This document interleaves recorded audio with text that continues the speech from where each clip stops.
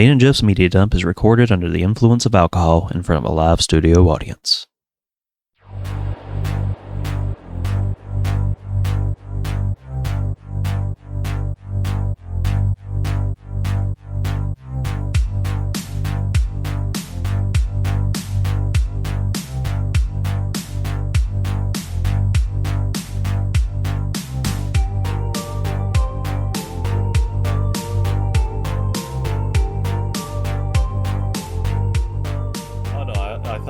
Found it more entertaining to just blurt out dick, twig and berries. Now, when in my Latin class in high school, it was just this weird organic thing that turned into an instant running gag. I was sitting there one day, and I was bored out of my mind because it's fucking Latin class. And I look at my buddy, Danny. I'm like, hey, Danny, what? The F word. And just without missing a beat at the top of his lungs, he goes, Dane just said the F word! We got a big chuckle, and it's like, me and him are both class clowns. Like, okay, this is now a thing. So, on a weekly basis, it'd be, getting bored, the F word. Dane said the F word. Until we had and this was like the last time because it was too good, we couldn't top ourselves anymore. We had a substitute. Alex Danny was like, we were working on the worksheet that Miss Adams had left for us that the substitute had handed out. I'm like, hey, Danny. He's like, what? The F word. Dane said the F word, and the substitute doesn't miss a beat. Who said fuck? So I was the only person who had managed to get a teacher to drop an F-bomb without actually starting a fist fight. And I'm proud of that. It was something I went down for in the annals of history at our rinky-dink little redneck high school. Hey, she was with it. She was with the times. She understood you kids. Or she may have had a couple shots before teaching your class. I had a teacher in high school, a guy named Mr. Atnoff. This guy literally was your stereotypical hippie. He had the long, flowing blonde hair, the really grizzled beard. But his class, which was sci-fi literature, that was by far the most interesting class I've ever been a part of, because the way he spoke, the passion behind it, he could make the process of glue drying so interesting. I guarantee it's because before each and every class, he would do a few puffs, give him that energy he needed, and then it just be like, I would take copious notes, just be like,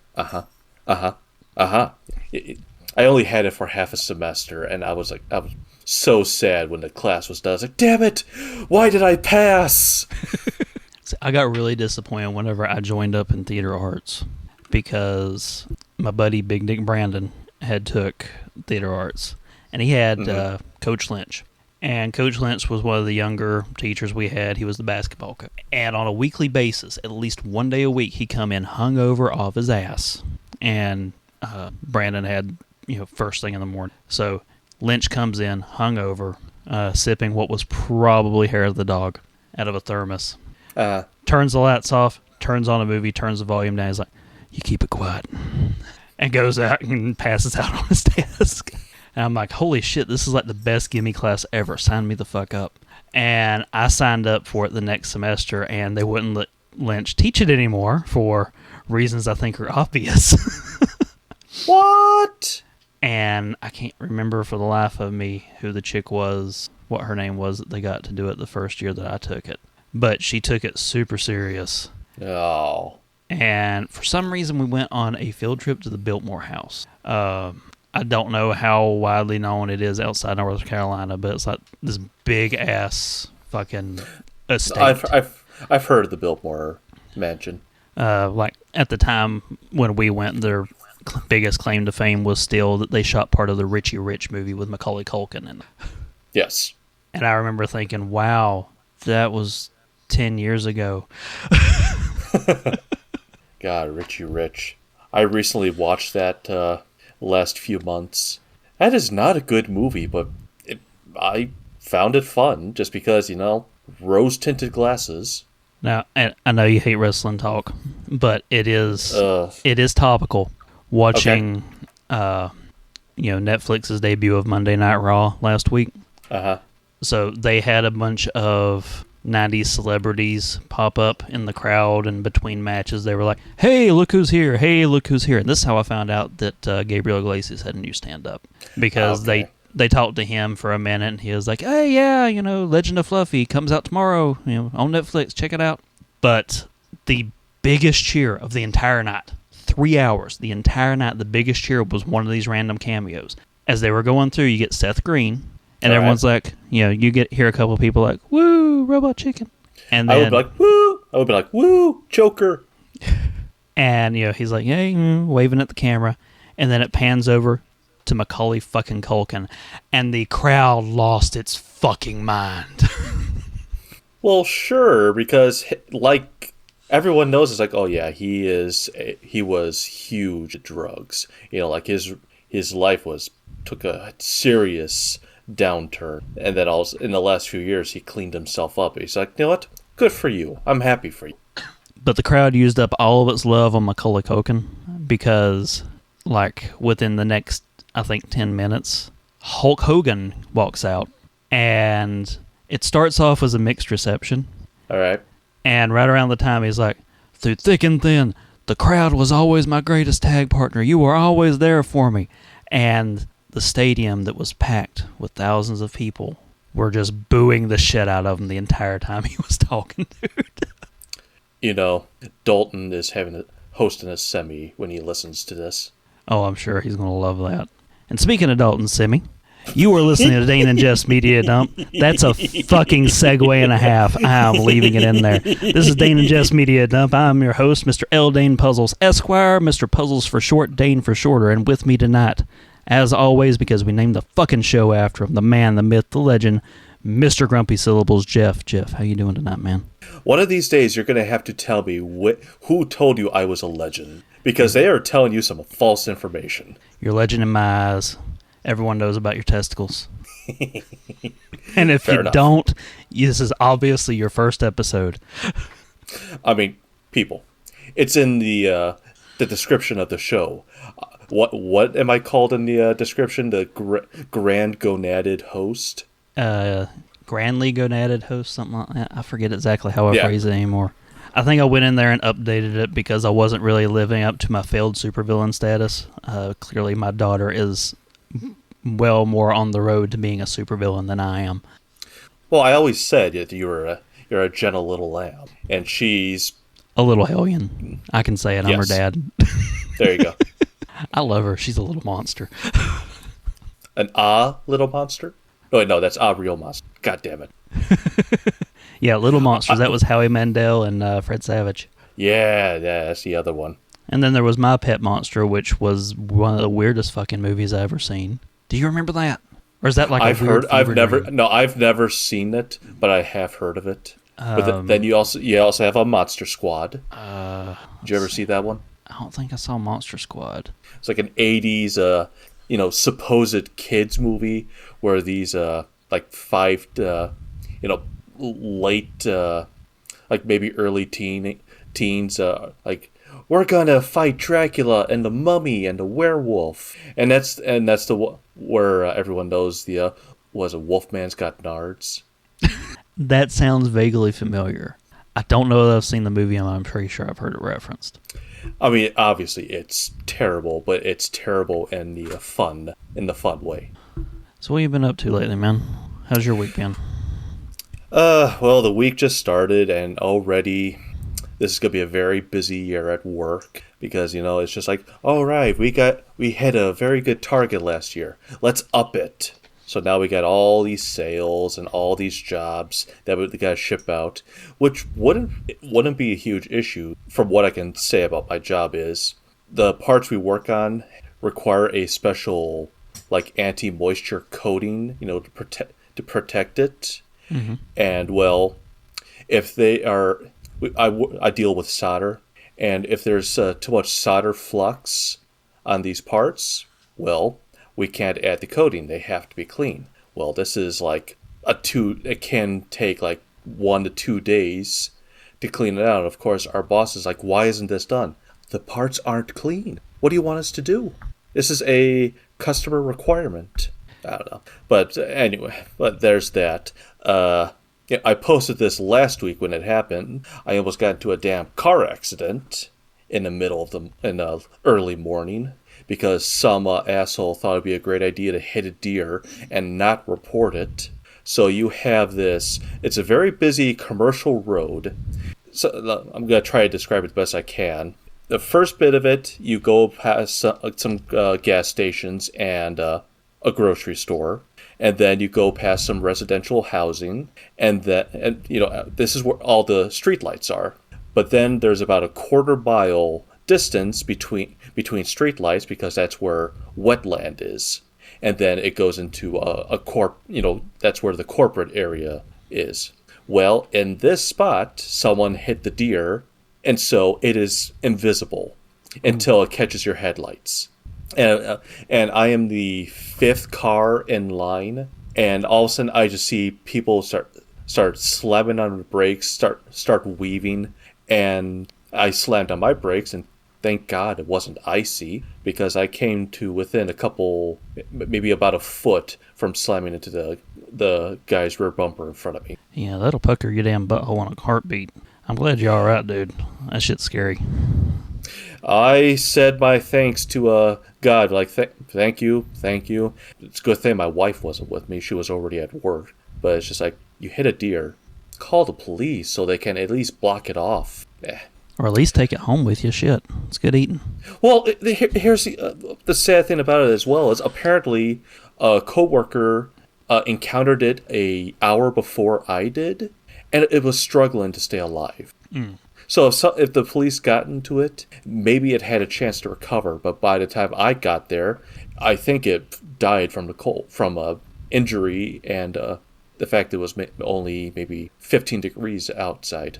Well, the crappy thing about stuff like that, when it's cold out there like that, it'll actually make it die slower because it lowers the body temp. So if it's bleeding out, I know it's kind of shitty thing to think about. No, well, maybe it was still alive. All I know is when I drove past it, it was still. It wasn't moving. So I don't know.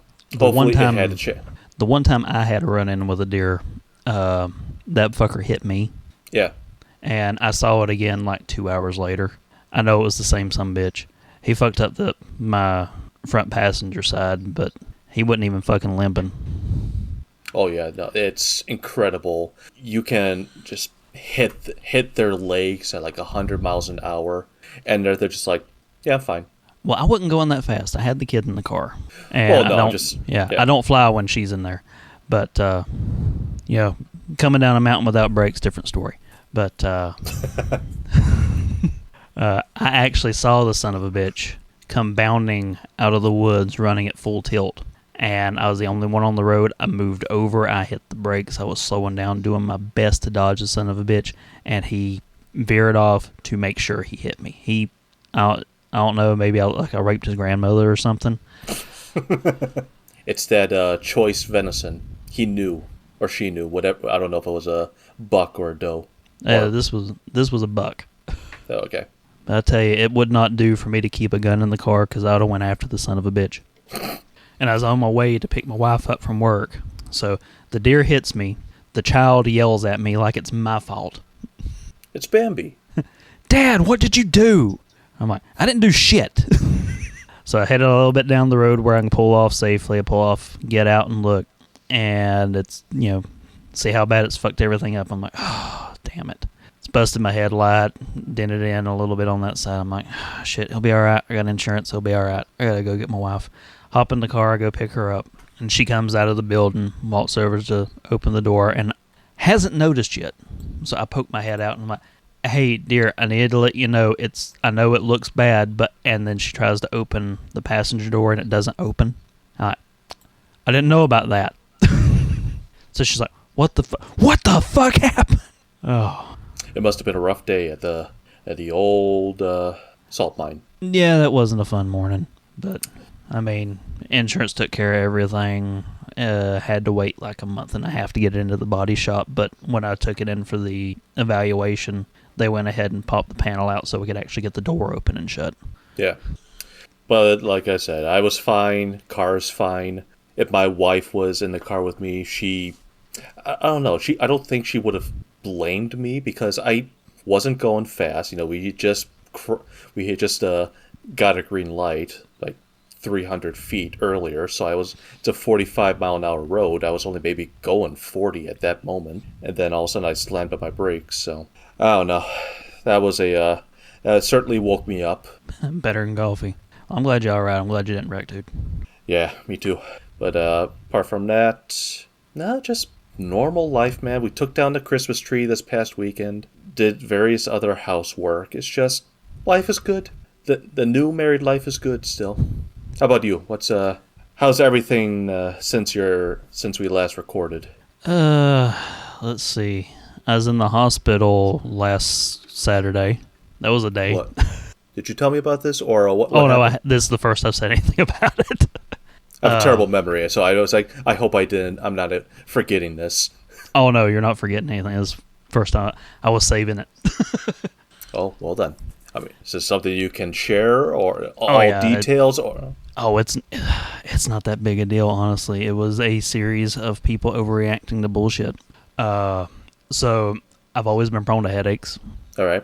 So, like, at any given point in time, I've kind of got a low-grade headache going on. It's just kind of my normal default. Mm-hmm. But, so whenever I'm bitching about my head hurting, it's usually pretty bad. And, usually, if it's a really bad one, it might last a day or two. 3 days tops. But Saturday, and this wasn't like Saturday 2 days ago, it's the week before.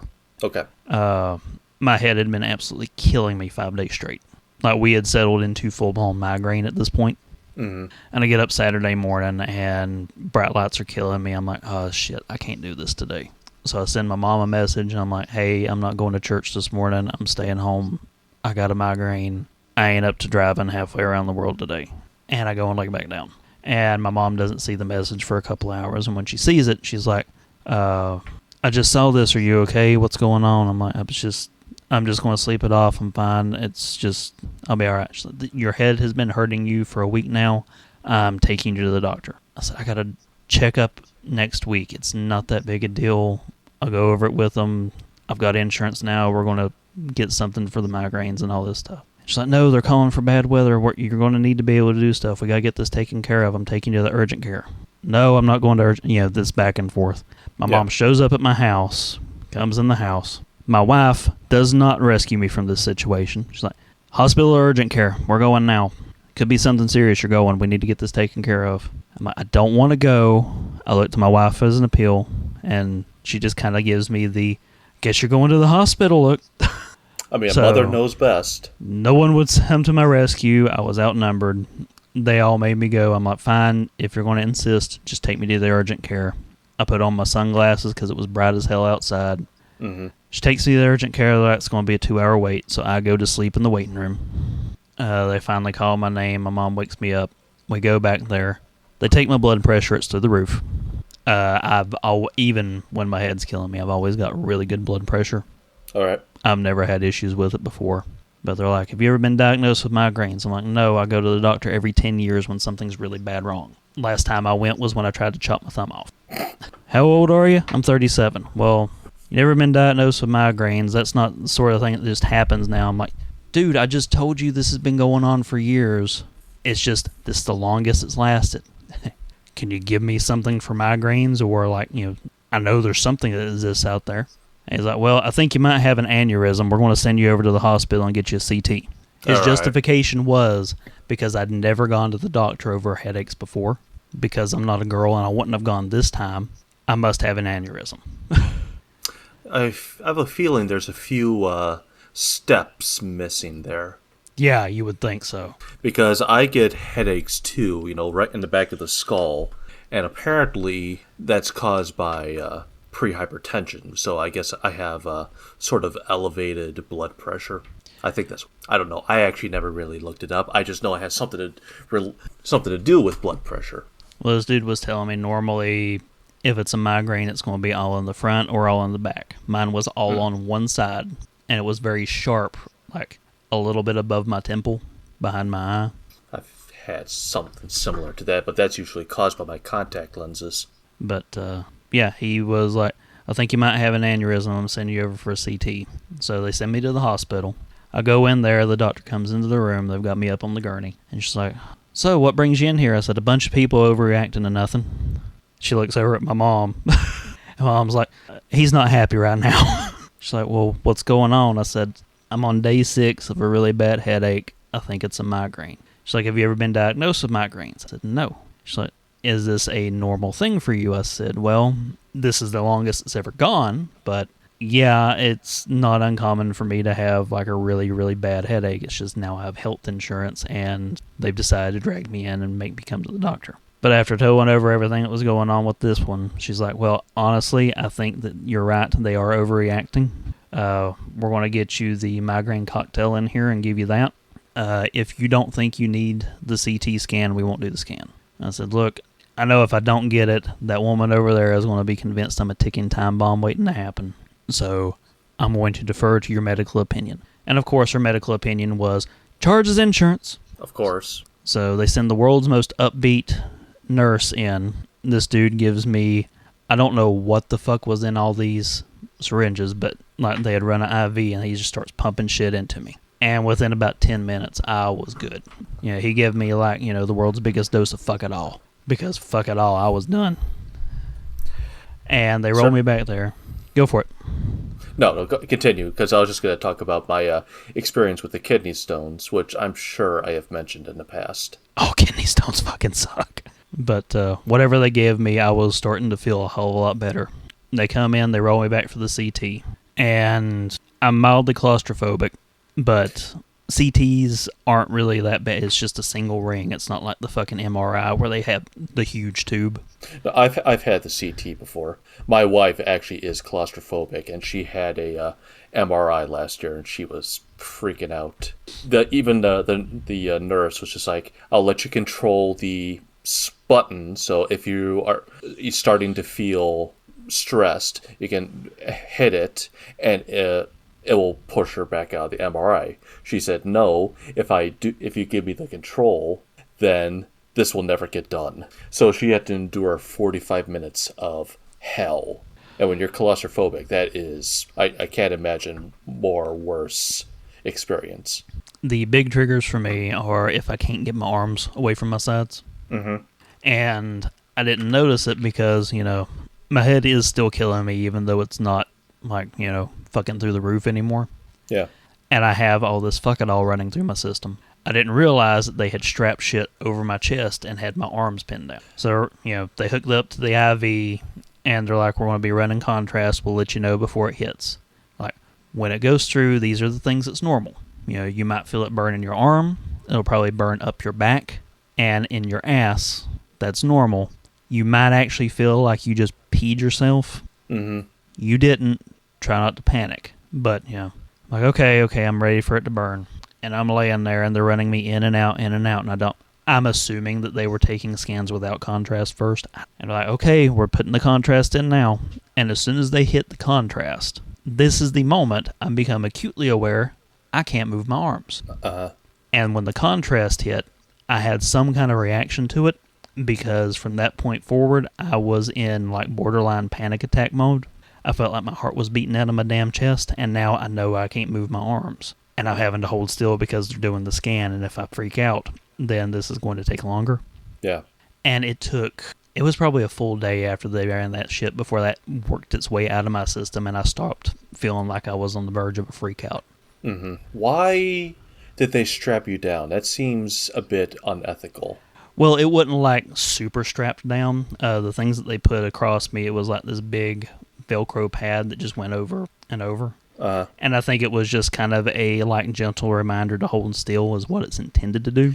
But I didn't realize that they did it. I don't know, because when I had my CT scan for the kidney stones, I mean, the nurse or the technician was like, "You need to stop moving." I'm like, "I can't. I'm fucking freezing." Because I was just in, at that point, I was wearing that gown and it was so cold in that damn room. It's just like they had to put a hot blanket on me. And once that happened, it's like, okay, take as long as you want because I am in a happy place right now.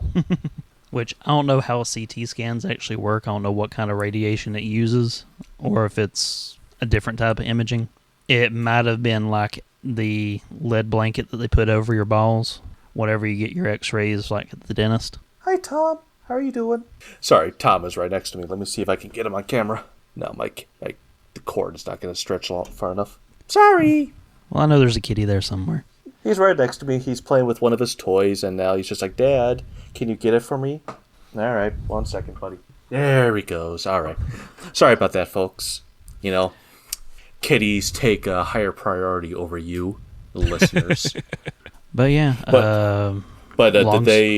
Did they find out what? I'm assuming there was nothing that showed up on the CT scan. Scans came back clean because, like I said, long story short is everybody freaked out over nothing, and I spent like 6 hours running from doctor to doctor. But the bright side is I now have a little bottle of horse pills in the event that I get another migraine. It's like, the plus side of all this is I know how to do an enema. It's like, what? Didn't go to that kind of doctor. Yet. They purged your insurance, so now you desperate times call for desperate measures. We're both getting close to 40. I know. I'm going to look forward to the day when I have to start drinking that shit to clean you out. Well, I'm just thinking I don't know how big my doctor's fingers are, and I don't want to have to find out the hard way. Prostate. Oh, I know. And that's I'm just thinking like, yo, doctor, at least buy me a drink first. Knowing my luck, I'm going to discover at the very least opportune moment that my doctor moonlights as a ventriloquist. Jeff Dunham. So this is what happened when you got out of comedy. So anything bad? Like, I don't know, I'm not a doctor. What? Kevin Clash. Oh. But yeah, not a whole lot else going on with me. The whole Doctor fiasco. I've been playing a lot of Final Fantasy 16. Hell yeah. Adam busted me. Shout out to Revival and Extinction. He busted your nut? Oh, no, not quite. He busted me the other night playing Shower with Your Dad Simulator. First time I heard of that game, I'm just like, what? It is way funnier than it has any right to be. Oh, I have to imagine, but it's just like, someone made that game. I mean, more power to you. It's just like, right. Remember when I heard them talk about it during the Father's Day special month on Tadpog? Oh, of course. That was one of those I went, there's no way this is a real thing. And I found it on Steam, and I bought it. And then I set up a Tadpog trivia based all around trivia from their Father's Day specials. Mm-hmm. And I gave away Steam codes for Shower with Your Dad Simulator. That was just one of those, I have to share this because this game is absolutely as ridiculous as they described it.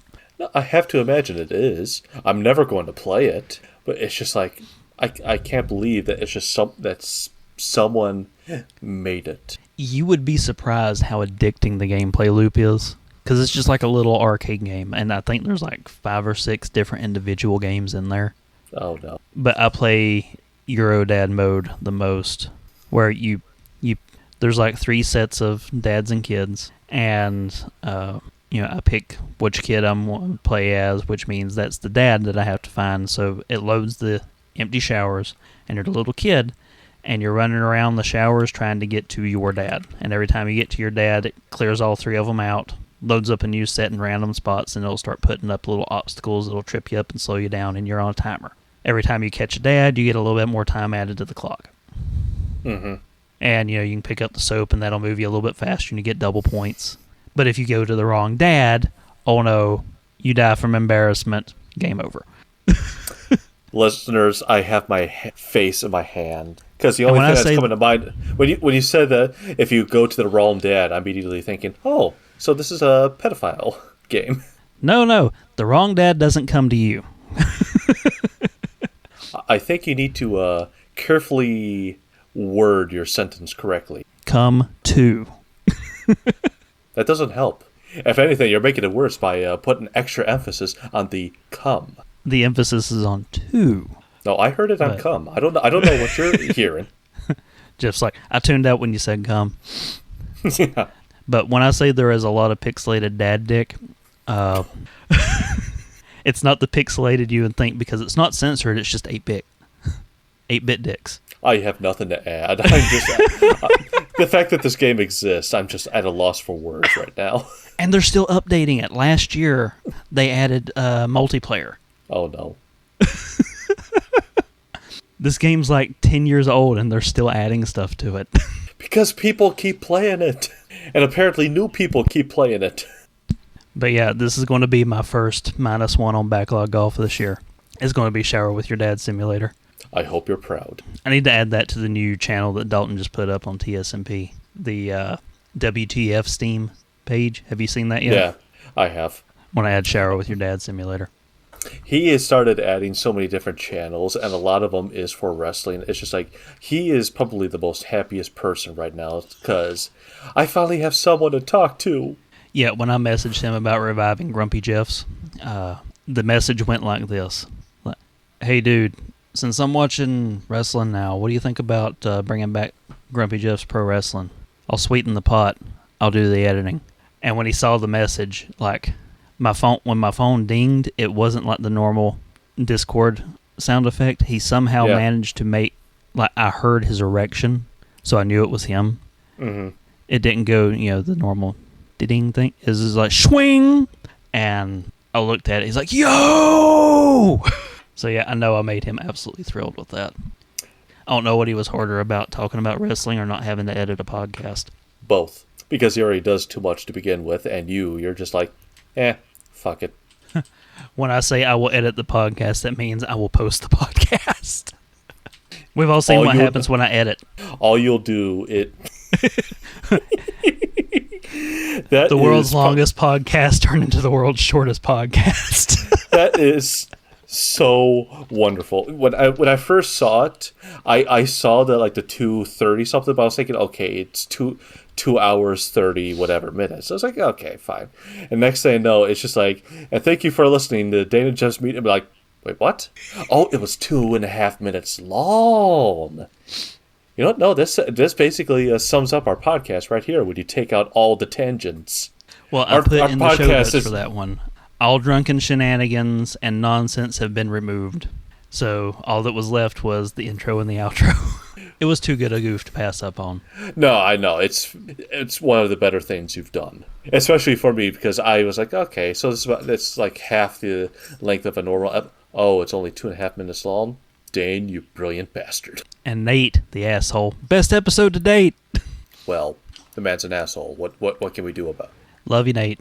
Keep on being you. You're okay. Would you have any more nonsense you want to talk about? No, that's basically it for me. Just apart from that little scary moment in the morning, everything's good. Yeah, Jeff almost died. I went to the hospital, and we're all okay. Hey, buddy. Happy 37. Ding! Only for a couple more weeks. I'm about to hit 38. So, shall we get into the topic du jour today? We shall. What are we talking about? So, we bounced a lot of things back and forth for first episode of the new season. And the thing that we finally settled on was our top 3 Mario game. That is correct. And I asked you your opinions, and I was like, so are we like anything with Mario, or are we going to keep this to like the core Mario games? And you said, nope, if it's not a platformer, it don't count. So I actually had to completely change the list that I had already made. Because he had a Mario Party, Mario Kart, Mario Golf, which, well, those are all wonderful games. I love Mario Golf, actually. One of the best games ever. I got a lot of mileage out of Mario Tennis, believe it or not. I played a lot of Mario Tennis, too. But yeah, none of the Mario sports games, none of the racers. We could save that for another episode. But this episode, I just wanted us to focus on strictly the Mario platformer game. So, since we didn't have a haha Dalton found an error because, he was just as drunk as the rest of us when we last recorded, so he doesn't know what I fucked up or not. We all made errors. We all made errors. It was the biggest error was the fact that we made the episode. But damn, it was enjoyable. Up until the moment when you guys started talking about wrestling, and I'm just like, too drunk for this. So, I guess we'll get into our mandatory internet article blurb. So, taken from the Super Mario Wiki. The Super Mario franchise, also known simply as the Mario franchise. If you're still saying franchise, is that really simply, Jeff? Simply Orange? What are we talking about? I love how you tune out for the blurb. So it says... No, I'm trying to be funny, and I'm failing terribly. Well, I think that it's pretty funny. You just let him do his thing. He'll quit talking eventually. Well, I'm trying to split my screen between two of my links, and I'm just like, simply what? Simply orange? Simply as the Mario franchise. If you're saying franchise at the end, I think it stops being simply. Yeah, I think you're right. I would argue, or known simply as Mario. At this point, it's simply known as Mario, because there's no Mario Brothers anymore. Well, there's the new Mario Brothers. Don't give me that crap. Actually, out of the new games, those are probably the ones I like the most, but, none of them are on my list. That's not a spoiler. Or is it? Maybe they're all the new Mario Brothers. You'll have to find out. Is a media franchise... Go ahead and continue. Is a media franchise chiefly consisting of video games. Published and produced by the Japanese company Nintendo. It centers around the fictional character Mario, an Italian plumber who serves as the hero of a realm called the Mushroom Kingdom. Bullshit. Mario was a real person. He was played by Bob Hoskins. Nah, Captain Lou. No, I stand by what I said. And his last name is Mario. An Italian and Luigi plumber. Mario. How many Marios are there between you? 3. There's Mario and Luigi Mario. Get these Mario brothers out of here. That movie's a treasure. It's one of those things that is so far off from the source material that it's its own thing, and it's simultaneously way better than it had any right to be, and way worse than I think anyone expected, except maybe the two leads, because I've heard that John Leguizamo was bringing booze on set, and they were both getting wasted before their takes. Yeah, they were, the entire time they were filming, they were never sober. Which, I mean, can you blame them? Well, no. Did you also hear that Dennis Hopper, during one of the days of filming, threw a 3-hour tirade against the directors? Just Weren't they because a married couple? That I think got divorced shortly after. Can't imagine why. No. Apparently they were fucking hacks. But, when it was all said and done, Dennis Hopper, the professional that he was, went back to work. I mean, he did the best with what he had. He was definitely the best part of that movie. I mean, can you name someone else that could have repeated the line, monkey, better than he could? I do think that they finally did cast the perfect Bowser when they got Jack Black for the new one, though. I disagree. Dennis Hopper, well, actually, no, this is because they're two separate characters. One's Koopa, one is Bowser. Yeah, King Koopa and Bowser is two totally different continuities and universes. I'm just saying that I don't think they could have done a better job for the new one than what they did with Jack Black. No, I agree. He did a great job. I'm not the biggest Jack Black fan, but I know for a fact that he did a great job. I really like the stuff since we haven't even finished the internet blurb. We're already tangenting, but we're still on topic because it's Mario. Fuck the internet blurb. It's Mario. You fucking know what Mario is.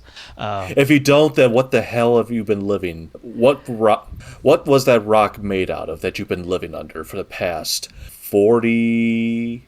Hold on, I gotta take a look, because when did Jumpman? That was technically, I think, the first Mario game. Am I right? According to MatPat, Jumpman is actually Mario's dad. Giuseppe? Or is he a Mario Senior? I think it would be Mario Senior.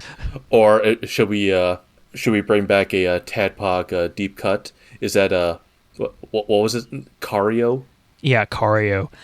I've looked through all the Wikipedia edits on that shit, trying to find where the hell that came from. They've even erased whoever went in and added that to begin with. It has been stricken from the internet. Some people just don't have a good sense of humor. I bet you it was Nintendo. They're probably just like, stop spreading lies. Well, I heard that there was a survey that they did, and Mario is more widely recognized around the world than Jesus. Yeah. Like Mario and Mickey Mouse are more widely known by children than, the pictures of white Jesus. I don't doubt that for a second.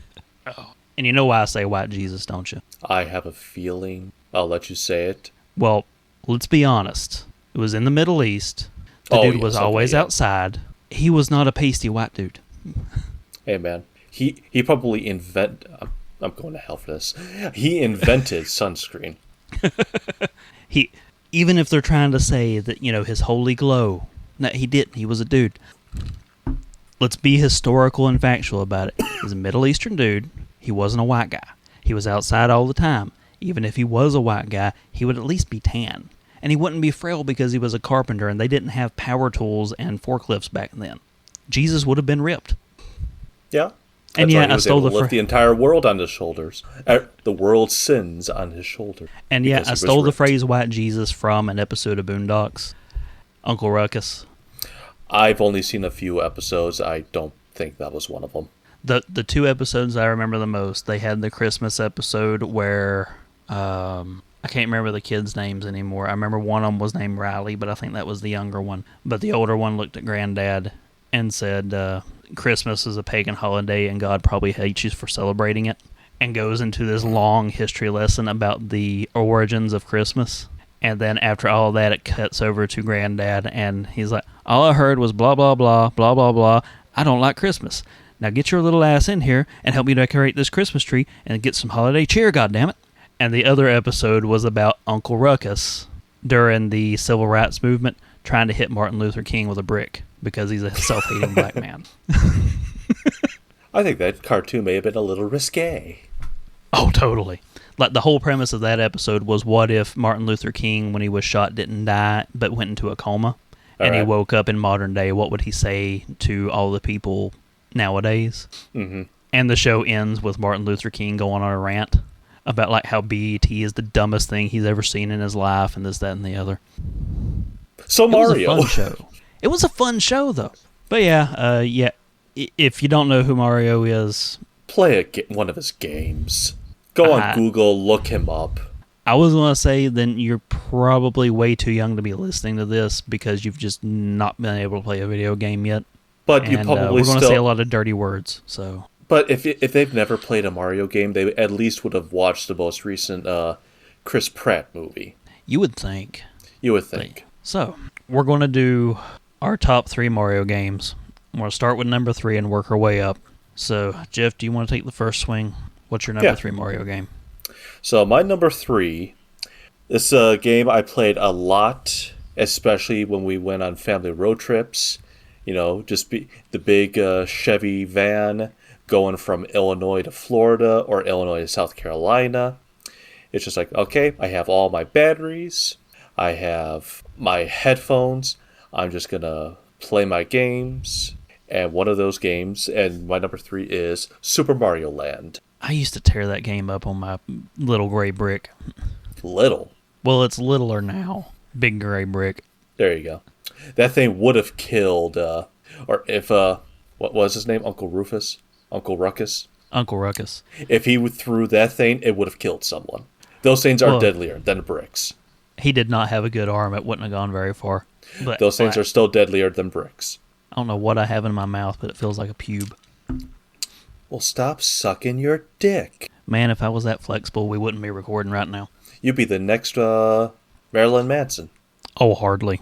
What was What was the terrible thing that he did that was getting him blasted? Wasn't he like weird and abusive or some shit? I don't know. Some ex? I don't follow anything with celebrities. I don't care about their lives. You know, they're trying to be like, oh, we need you to do this. Or it's like, fuck you, I'm living my life. I don't want you to be vegan. I'm eating a cheeseburger, goddammit. I'm going to make sure it contains some nice, bloody beef. Do you like your meat cruelty-free? No. The cruelty makes it taste better. I got high blood pressure. I can't afford to put that much salt on something. Give me the extra cruelty beef. How's it feel killing something? It's like, I killed nothing. It was already dead by the time I ate it. Yeah. But Mario. But no, yeah. This game I played a lot. And even when it wasn't road trips, it was just one of those fun, you could beat it in like 30 minutes, 45 minutes. It was just a fun, it was very simplistic. It was very bare bones. But it was a fun time. It had enjoyable music. The controls were very good on the Game Boy. Just, what else is there to say? It was a neat little game. I have fond memories of playing it on the gray brick, and I have these like partial, because it's been a long time since I played that game. I have these vague memories of like these weird lion sphinx looking enemies. Yes, I remember the Sphinxes. And I remember like thinking, what in the hell does this have to do with Mario? Well, we have to remember this is not the Mushroom Kingdom. This is an entirely different kingdom where he saves Princess Daisy. Because already at this point, according to, I believe, the Mario timeline, Luigi and Peach are already together and eventually have a daughter who is Paulina from No. Rosalina Rosalina. from the Galaxy thing. Yeah. Is it Paulina? She's the redheaded chick in the Mario Donkey Kong games. Yeah, Pauline was the one that kept getting kidnapped by Donkey Kong before he went to the Mushroom Kingdom. Then he went to the Mushroom Kingdom, wooed Peach. Luigi steps in, bangs Peach. They make Rosalina. And then he cuts his ties, goes to another place to start chasing after Daisy. Let me see if I can find the kingdom is. I doubt it, because it really does not matter. Nope, wait, hold on. Sarasaland. Sounds like a weird place that Big Boss would be in charge of in one of the old Metal Gear games. He was very fond of sphinxes and whatever the hell the alien name was. Oh, apparently there are also Easter Island heads in it as well. Oh, fuck. I had forgot the damn Easter Island. That shit was so weird. And that's what made it fun. Because it's like, this is not... There was it World 3? It was like entirely Japanese themed. Like the music and everything. So it's just like, okay, you got... This is not your normal Mario. It was very eccentric. It was just out there. And I think from a realist, like just a practicality standpoint, the Game Boy was a black and white console. Yes. And you're dealing with like 4 shades of black and white. No.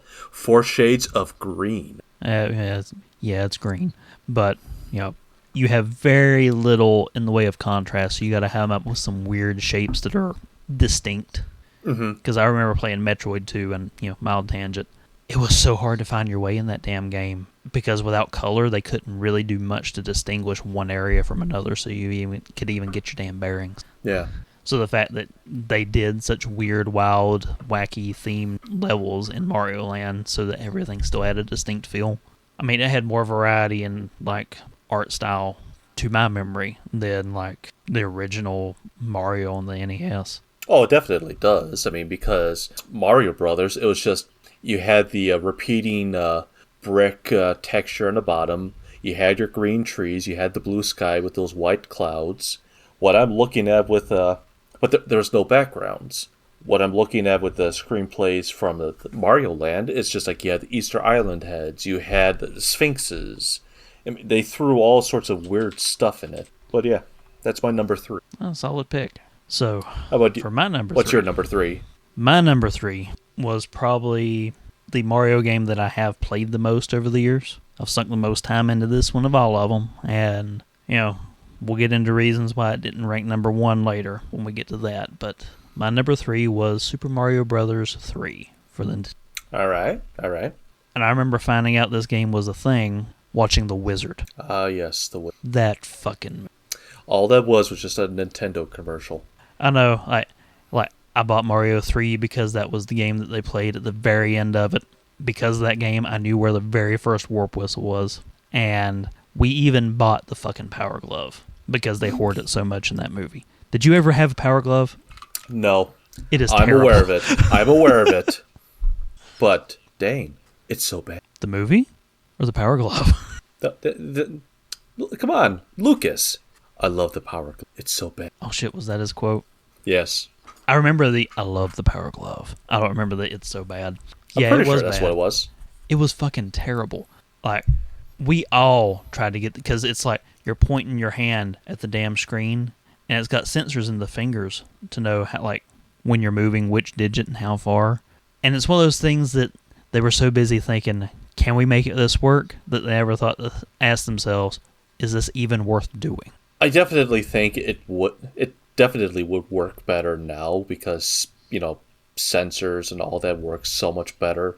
But, 80s, the 80s Power Glove, no. That was definitely destined to fail. I mean, let's be honest. The Zapper barely worked. Well, nowadays they don't work at all on modern TVs. The refresh rate's so high that it can't actually pick up the white square. Yeah, the latency is so off. Yeah. Like, I've actually watched videos where people have had to hack the ROMs for the things to allow for the latency of it. And even then, because the contrast is not as high on a modern flat panel as it was on the old cathode rays, the white square is not bright enough against the black background, which is not dark enough to actually trigger it. So you got to get an off-brand shitty zapper. Yeah. Hack the ROM and do all that stuff just to get it to work on a modern TV. Or just get an 80s RCA. You know, Well, I still have those giant wooden TVs. I do still have a couple of working CRTs in storage. We had one for so many years. That was our gaming TV, you know, when I was living with my parents. But when that TV finally died, my brothers and I, we were actually very sad. Because eventually it got to the point, like, you hit the power button, it would, like, the tubes wouldn't warm up or something. So it's like, okay, smack the side, that would turn it on. You know, eventually, you know, like the Nintendo itself, we became electricians trying to get the thing to work. We knew all the little foibles, what needs to be done to turn everything on. And then after you get the TV working, you put the cartridge in, you turn it on. Doesn't turn on, you get the weird jumbled up logo, so you take it out, you blow in it, blow out all the gremlins, pop it in, do that about 3 or 4 times. Then it finally gets working, you play it for 5 to 10 minutes, and all of a sudden the screen starts glitching out and starts getting all fuzzy and everything. It's just like, you know what? I put too much effort trying to get this thing to work. I'm going to muscle through. Or like the days, the old PlayStation games, when your little cousin's visiting and they go running through the damn house like a lunatic, shake the floor, and it's sitting on the floor, and it makes the disc skip, and the thing never recovers, and now your game's frozen. I never really had an issue with my PlayStation. I mean, even to this day, after I drop something on it, the thing still works. My old PlayStation still works. So does my PS2. We didn't have the problem of, like, disc skip not recovering with the revision, the PS1 that was, like, smaller. Yeah. But the original PlayStation one, yeah, if we fucked up and set it on the floor and we're playing, a, like, brisk walk through the house would fuck that thing up. Get it on a shelf, you're safe, but... Kids these days just don't understand the struggles. But anyway, Mario 3. That game's fine. Hey, whoa, look at all these unsubscribers. Now, yeah, it was my go-to, man. And like 2 years ago, if you'd asked me what was my favorite Mario game, I would have told you Mario 3. And like the fucking frog suit, which, you know, shows up in like 3 levels. Mm-hmm. For some reason, I love that fucking frog suit. The one level where you could jump on the Goomba that was in a little boot and steal the boot from it, and you could bounce around in the boot. Yes. And the thing is, I played it so much, and I loved it so much that I got to the point where every time I played it, I always grabbed the first 2 warp whistles in the game, skipped straight to level 8, and pretty much skipped the entire game most of the times that I played it. Yeah. Like you do. Like you do. Figured out real early on, you know, the glitches to get through Bowser's Castle at the end of it for quicker. But I think that was always one of my favorite Bowser fights, was at the end of Mario 3, where you gotta dodge his fire and make him butt pound his way through the brick floor until you trick him into sending himself to oblivion. Yeah, no, that's Mario 3 is a good game. I've never beaten it. I've only made it to like I think the 3rd stage of World 8. I believe that was the one where, what was it? The first one was the tanks, then it was the ships, and then I think you're in the sky with like fighter jets. But it's a fast auto-scrolling stage. And my buddies, you know, they're not my friends anymore, but we used to play that game. We never passed that. It's just, or that night when we played it, we never passed it. And it's just like, yeah, I've never picked it up since. I don't think I've ever gone through the game, like, straight through, start to finish, no skipping, played every single level, and beat it without, like, Game Genie. Mm-hmm. Because, yeah, I was the little cheaty kid who had a fucking Game Genie. There's nothing wrong with that. I got nothing against people using cheats. I use cheats. And it was great until the book got destroyed and we didn't have the internet yet to be able to look up codes. But yeah, until we got a Super Nintendo, my go-to game when I was a kid, there were two of them. Mario 3 and Mega Man 3. The best Mega Man game. Fight me. I'm not saying you, I'm just saying all the listeners. Because I'm sure a lot of people are just like, no, Mega Man X or Mega Man 2. Mega Man 3. Well, even the creators kind of felt like 3 was the golden standard, because when they went back and started making the new retro ones, like, was it 9, 10, and 11? Yeah. When they came back and redid those, they went by the standard set by Mega Man 3. Well, there you have it. Even the developers are just like, yep, this is the better game. Now, I rented the shit out of Mega Man 4 because for some reason I thought Pharaoh Man looked cool as hell. Mm-hmm. And he was the only one that I could beat in that game, so that was the one that I would always go straight to. Yeah. Like Pharaoh Man, and I can't remember if Skull Man was 3 or 4 anymore. I remember Snake Man was 4. 3. He was 4.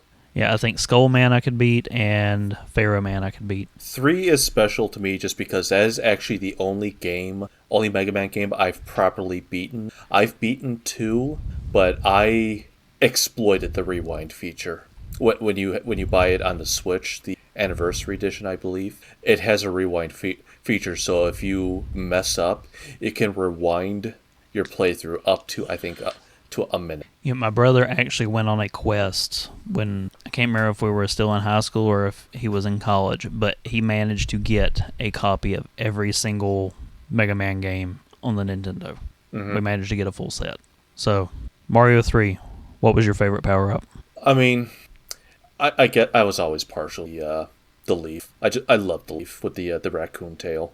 I mean, I know it's simple, but it's just like, it's fun.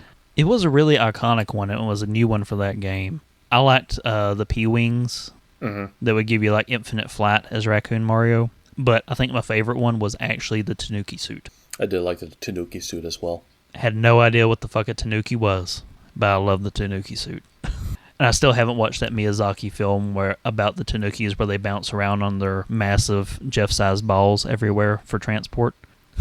Oh, Miyazaki. You never. I thought you were going to say, oh, Mia testicles. They are so big. Oh, Mia testicles, they are so big. There we go. But yeah, no, good pick. Good pick. I'm sure a lot of people are like, what? Mario 3 is the best. Well, sorry.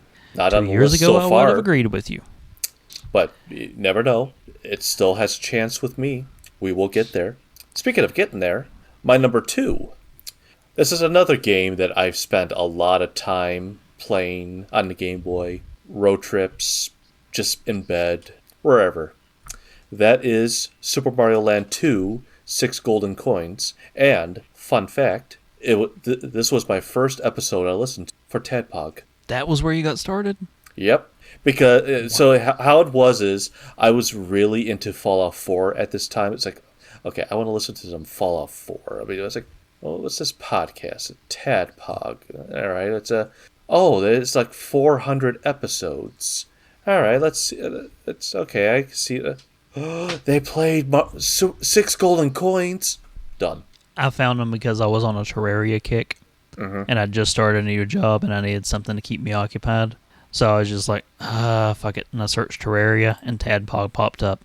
And that was the episode where Dave was having a meltdown because they'd just recorded an episode on internal mic instead of their actual microphones. Oh, I remember that. Sesame Street Fighter. Yes. And they called Josh to come over to talk about Terraria so that they would have something because Dave was just fucking done for the night. And that was the end of Other Shit Mondays. Like that episode. And I'm like, wow, this dude's got a lot of anger issues. I can relate with him. What else have they talked about? Shower with Your Dad Simulator. I got around to that one eventually. What is this? Necopara. Oh, Necopara. What is that? Honey Pop. What is this?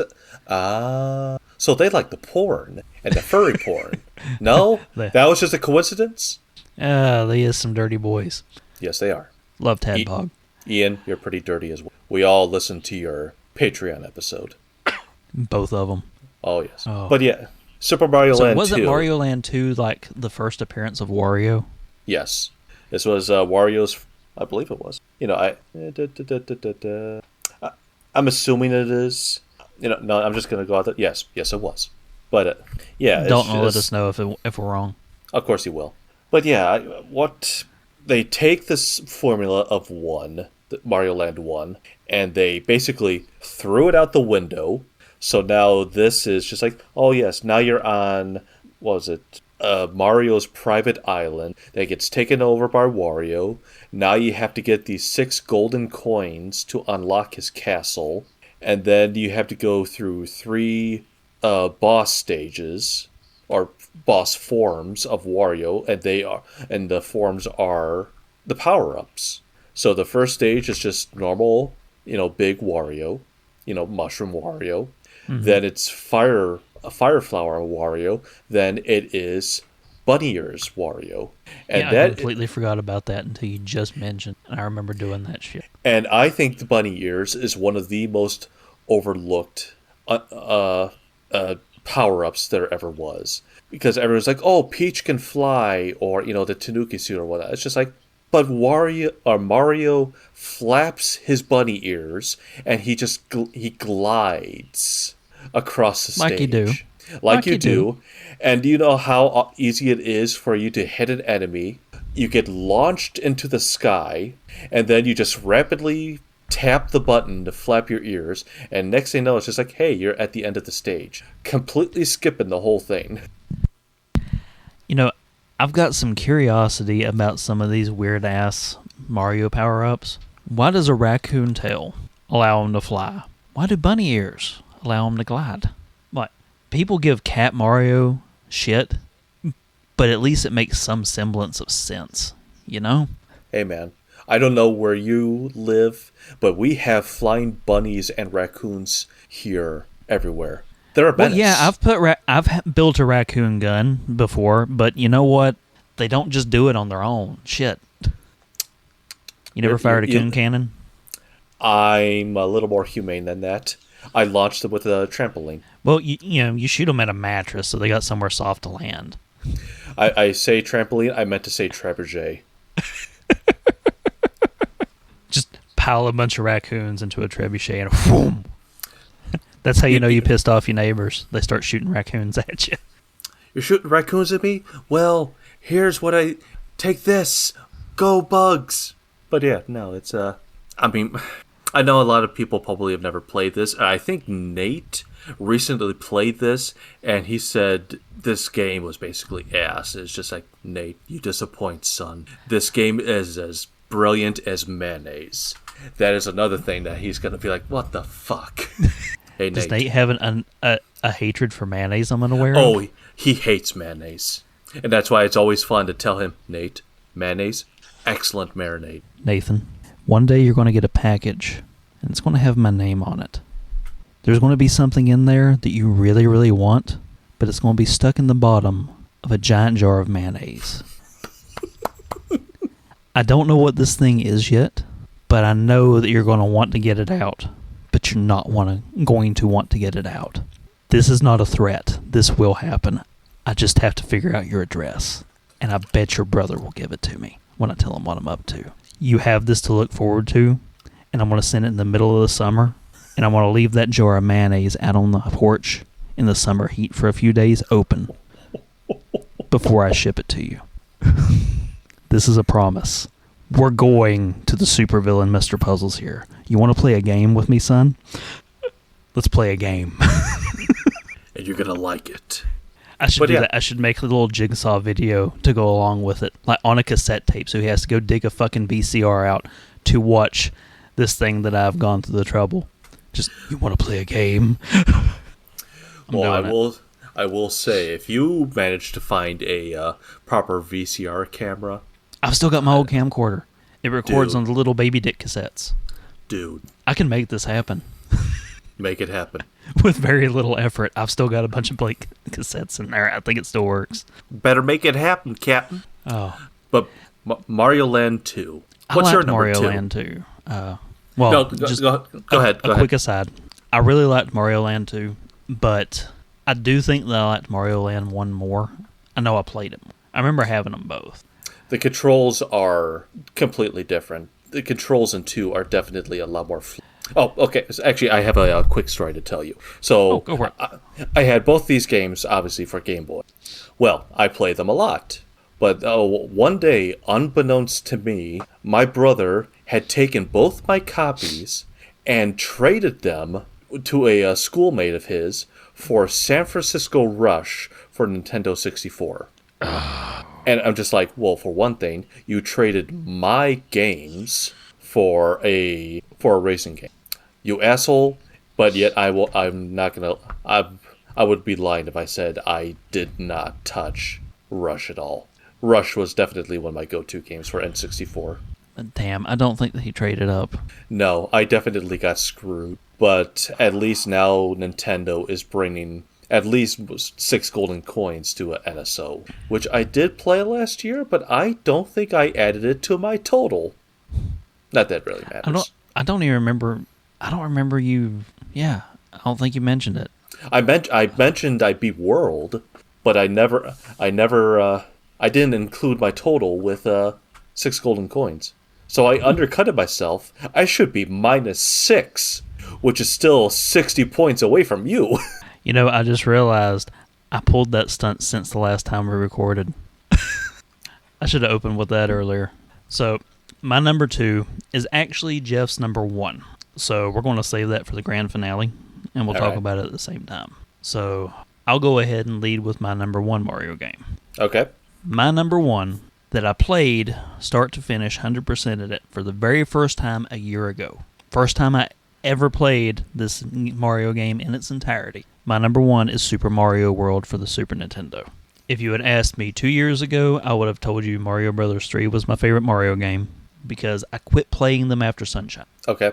I think I might have spent 10 minutes on the first Mario Galaxy and said, nope, I'm done. I'm not playing Mario games anymore. And I haven't. Didn't play Galaxy 2, didn't play 3D Land, fucking Odyssey. I don't even own a Switch, so I couldn't play Odyssey. Well, I mean, I could. I still have Suyu on my computer, but... I mean, no, Nintendo, he doesn't. Yeah, Nintendo, you know what? Fight me.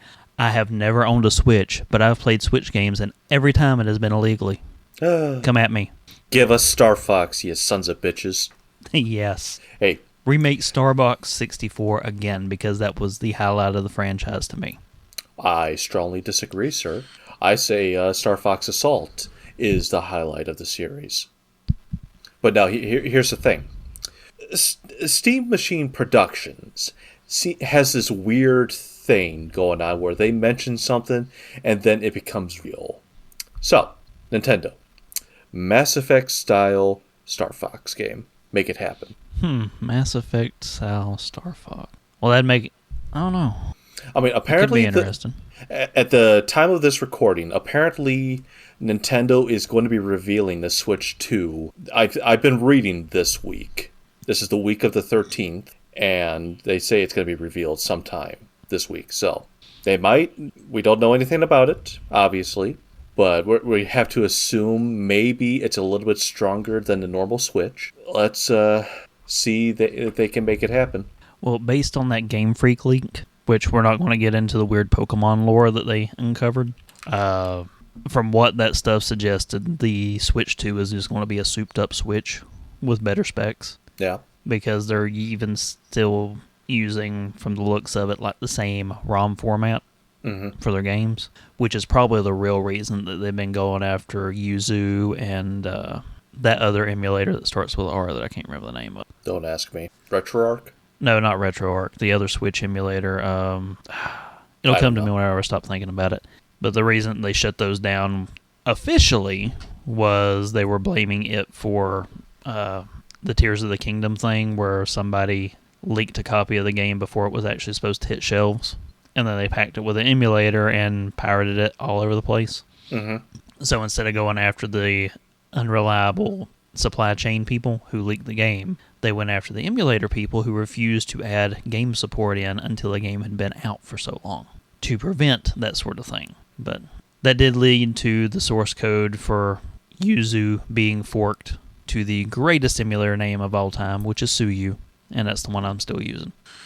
And it's still in Nice. active development. They ain't managed to shut it down yet. Fingers crossed it stays. But anyway, Super Mario World. I did play it on the Super Nintendo when I was a kid, but me and my brother played it a lot together. So I'd play a couple levels, he'd play a couple levels. Sometime my mom was in there and she would play a couple of levels. But until last year, I'd never actually start to finish play the entire game. And I did manage to 100% it, like sitting and waiting in rooms and shit. Yeah. Really enjoyed it, dude. And I understand now that I've actually gone through it start to finish why this has always been the gold standard to so many people for what a good Mario game is. Mm-hmm. Because I had remembered the Mario 3 controls being really tight and precise. I tried to play through Mario 3 after playing World because I was like, oh man, I'm actually in a Mario mood again. I want to go back and play Mario 3. Mario 3 is really slidey and floaty compared to Mario, which is really weird because I remembered it having very tight controls. Yeah. And no, like World's the one with the really tight controls. It took me forever to get the hang of the damn cape though. Yes, the cape is definitely... There is a definite cadence to the button presses that you have to do, and it is not intuitive at all for me. So yeah, I guess in that sense, the raccoon tail would be better in terms of flying, but once you get used to the controls, the cape is very good at what it's trying to do. Oh yeah, once you master the cape, you can skip a whole fucking level, like with ease. Yeah. And the best part of Mario World, Yoshi. He's the character I always play in every Mario spin-off game. Mario Kart, Mario Golf, Party. I'm always Yoshi. If someone stole Yoshi, I reset the game. It's like, you will not be Yoshi. Yoshi was always my mom's go-to character whenever we would play games. On the Mario Karts, I always played as Bowser. Mm-hmm. And in the sports games, once they made Waluigi a thing, I would usually get him because he's so obnoxious. And I really want... This is what will actually get me to play a new Mario game. Make Waluigi canon. Because he's never showed up in anything that wasn't a Mario sports game or a party. You're right. Yeah. That's never occurred to me. And I think the entire reason they made him was so that Wario would have a doubles partner in Mario Tennis. I think that was Waluigi's first appearance. I could be wrong Correct. on that. No, you are correct. Mario Tennis for the 64, that was his first appearance.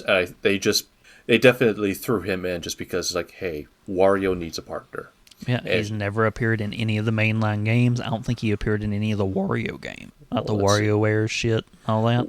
I'm trying to think, what was the last WarioWare game? Because Tennis, that was 1999. Yeah, 2000. Nailed it. But yeah, interesting. I never considered him not being canon because he wasn't in an actual Mario game, only the spin-offs. Yep, I'm looking at his appearances. He's been in the Mario Tennis games, Mario Party, Smash... No, he's not in Smash Brothers. What the fuck are they talking about? No, I think he was a... I don't even think he was he a He's a trophy. He's a trophy, yeah. Yeah, fucking Mario Wiki giving me bullshit. No, that's the thing. Everyone's just like, Waluigi for Smash. It's just like, why? He's a nothing character. I said it. He's nothing. The dude walks around like he is perpetually airing out his pits and has had a chapped ass since birth. Well, with the way Nintendo fucks him over, I can imagine they probably does have a chapped ass. Yeah, they're fucking him as hard as they are the gaming community with emulators and shit. Yeah, but no, he has never appeared in a mainline one. Let's not start now. But yeah, Mario World. Hey, yeah, Waluigi's Mansion 2025. Or he'll probably appear in the next Luigi's Mansion. Wario is missing.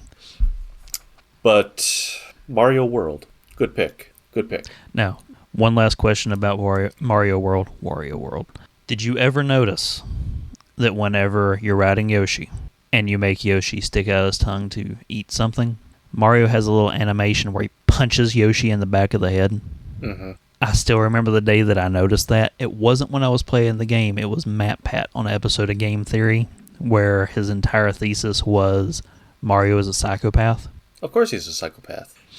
And as much as I love Yoshi, in a heartbeat, I would ditch that fucker down a hole so that I didn't lose a life. Well, that's why he's definitely cannon fodder in world because it's like, oh no, I'm not gonna make this jump. You jump off him and Yoshi falls to his death, and Mario continues on his journey. Now, which was your favorite Yoshi? Because there were I'm, 4 of them in that original one. I'm trying to remember what did each of them do. All right, so Green Yoshi was the standard Yoshi. Yeah. He had special abilities based on colored Koopa shells that he would get. The blue one would always... I think the blue one would always fly no matter what was in his mouth. The red one would always spit out fire. And the yellow one would always do a heavy stomp. I think that's the way it was. And then the green one would do one of the abilities based on what was in his mouth. I mean, I guess, based on all of these, probably blue is my favorite. Just Same. being able to fly whenever you can, as long as you have something in his mouth. I would go to Star Road, grab me a blue Yoshi, and go back out into the world. And I would always get pissed when I'd lose them because that meant I had to go all the way back across the map, find an access to Star Road, get my new blue Yoshi, and come back. Mm-hmm. No. But yeah. I mean, the first time, that was also, that was a pretty good Bowser fight as well, where he chucks one of those Koopa robots at you, and then you just have to launch it up at him as he's doing his dive towards you. I have no sense of rhythm, so that battle took me a while. Yeah, I did have more trouble with that fight than I want to admit. So I'm going to blame it on, control lag for modern displays. Agreed. Fuck you, Switch. I was playing on a retro handheld. Fuck your retro handheld. I fucked it up shortly after beating that game. I destroyed the screen and had to put a new one in it. Smooth. So I think now we're safe to go to your number 1, which is doubling with my number 2. So we both hopefully have a lot to say about this game. So Jeff, I'll give you the honor. What's your number 1? My number 1 is Mario's Hotel. No. Goombas check in. They don't check out.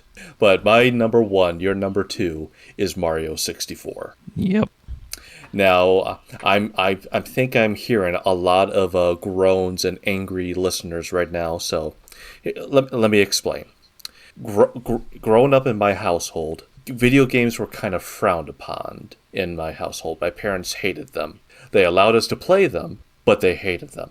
So, my grandma, like the Christmas of '87, I was only 2 weeks old.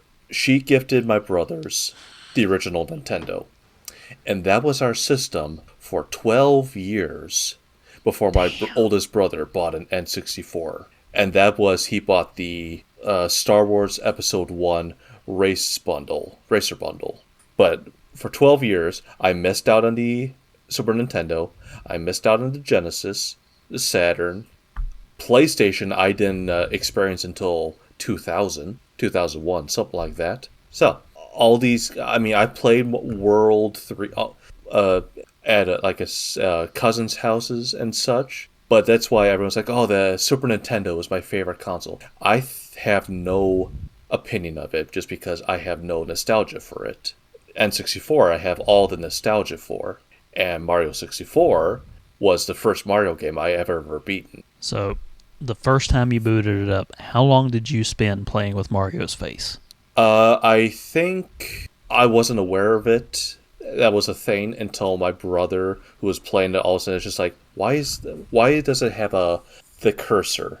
And then he just grabbed his nose and started moving it around. It's like, oh shit. I think me and my brother probably spent over half an hour fucking with Mario's face the first time we booted up the 60. If I'm not mistaken, we got the 64 when it was fairly new, and I think it actually shipped with Mario 64. I could be remembering wrong, but I know that was the first game that we had for it.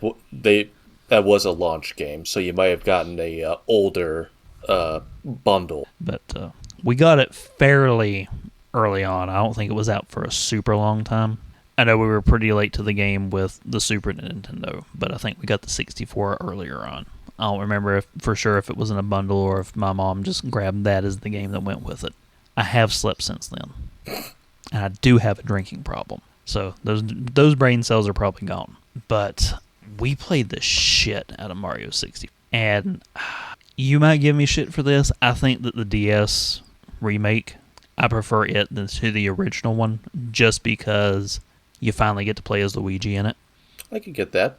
And I don't know if you remember all of the L is real conspiracies from Mario 64. The what is real? L is real. Remind me. So in the back courtyard where eventually, after you've done the first Bowser fight, like the Boo shows up, that will let you go to the haunted house level. Yes.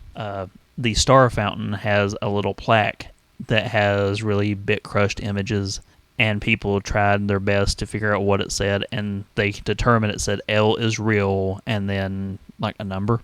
Okay. And they thought that was this big conspiracy about Luigi is here, he'll be in the game, because they had shipped in the magazines, there were screenshots that had Luigi in the game. So everyone was like, no, it's going to be Luigi. And I know in that big Nintendo Giga Leak, they did find some builds that actually have like Luigi being in a playable state almost. Well, I guarantee he probably was, but because of development being rushed and everything, they're probably just like, no, he's not in the game, but left his code. So just to give people the illusion, yeah, he's in the game. He really, truly, he wasn't. I don't think there's any real Luigi assets in the shipped game. I could be wrong on that one, but I think if they could have figured out a way to do like 2-player co-op with Mario 64, they would have made a point to make Luigi in the game. Oh, absolutely. But this was when, things were starting to shift to just 1-player experiences only. Yeah. The old days of do a level, take a turn were kind of behind us by this point. Yeah, but it's still just one of those things of like, well, I died. Now it's your turn. You share the controller. But yeah, no, you're definitely right. This is definitely like the beginning of, this generation definitely was the start of solo games. Or at least they started becoming more prominent. Yeah, single-player games are just single-player games. You're not taking turns anymore. Yeah. But the other things that the DS version had, it also let you play as Wario and as Yoshi. So Yoshi stops being a shitty cameo and becomes a playable character. I mean, the world needs more Yoshi. I'm fine with that. But yeah, I played the shit out of Mario 64. No, I did as well. And here's a hot take. I think the winged cap is the best version of him flying. I think it far exceeds the cape, and I think it far exceeds the raccoon. Do you know how I have spent hours? Once you unlock the wing cap, I would go to Babam Battlefield and launch myself onto. There's a floating island where you can unlock the cap, and as you start wearing it, you fall into a cannon. It launches you into the sky, and then I would just start flying for. I think it allows you to fly for about 2 minutes before, maybe 1 minute before the cap starts to fade. In which case, I would land back on the island, reactivate the cap, launch myself out of the cannon again. I would spend hours on that. I really liked the wing cap whenever it first kicked in. I think my favorite cap in 64 was the Metal Mario. Yes. Because that effect was so cool. It's like early 3D stuff. I think Metal Mario looked cool. Still, one of my I think the coolest effect is when you jump into, I believe it's called Hazy Maze. And remember the pool you jump into, that real monochromatic pool? They used the exact same texture, I think. But they added just a few colors to it. Yeah, but yeah, it's the same, like a purple tint. I want to say it's like been a long time. Purplish red tint, yeah. But yeah, it's the same texture as Metal Mario, but it makes it look like it liquid, and they added a few colors to it. But I think that's still my favorite effect. What the hell is that crawling on your neck? Fucking stink bug. all of a sudden I'm like, what the fuck is that on you? As soon as you said it, I actually felt it get off of my shirt on my neck. As soon as it gets cold weather, stink bugs are all over the place here. Yes, my old condo, they would just somehow manage to appear everywhere, and I'd never crush them because I understand they smell horrible. So it's like, okay, I carefully scoop you up in a toilet paper, and then I flush you. They just smell like really strong cilantro. I read that they smell like rotting cherries. Yeah, it's just like a really stout cilantro smell. Yeah. And if you fuck with them, they will get it on your hands. Mm-hmm. I've heard they taste like apples. You I've live in never a tested weird, them. You live in a weird area, Dane. Well, like stink bugs are kosher. Grasshoppers, crickets, stink bugs, and locusts, all kosher. Crickets aren't that bad if you toast them and cover them in chocolate. Hey, apparently they are a gift from above, according to Hidalgo, the movie. Don't think of them as a plague, but a gift from above. Because apparently, aren't they like supposed to be full of protein or something? I do know that crickets, like, if you're looking at the equation of the amount of food you have to feed your food to the amount of protein that you get back from it, crickets are our best protein source modern day. Mm-hmm. Because the amount of food that we have to feed them to get back as much protein as possible, it's a better source of protein than like cattle or chicken or whatever like that. And they're doing their best to normalize people to the idea of eating crickets. I mean, I have to imagine they're not terrible. It's just those things of like, you have to get beyond that, what's the word? It's just like... It's eating bugs. Yeah, it's eating bugs. You have to just go beyond that point. It's just like, yeah, okay. But, I mean, people love shrimp. It's a sea bug. I love shrimp. Lobster, crabs. I love shrimp. Fried shrimp, second favorite food. I ate shrimp and shit when I was a kid. I don't eat it anymore because, quit shellfish, not kosher.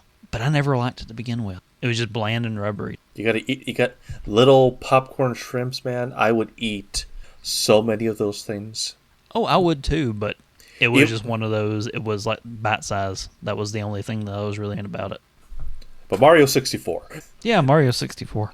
Another tangent. But I think we can both agree the invisible cap was garbage. It wasn't even an invisible cap. Apparently, it was called the vanishing cap, and it just allowed you to walk through graded walls. Yeah, like the effect was not really that impressive to me, and I didn't really think the utility was really that handy. It was just kind of we need a third cap, was what it felt like. No, you're right. It definitely felt like an afterthought because Metal Mario, that was just like, it made your attack stronger. I think it added a bit of a damage resistance buffer if you fell from higher heights.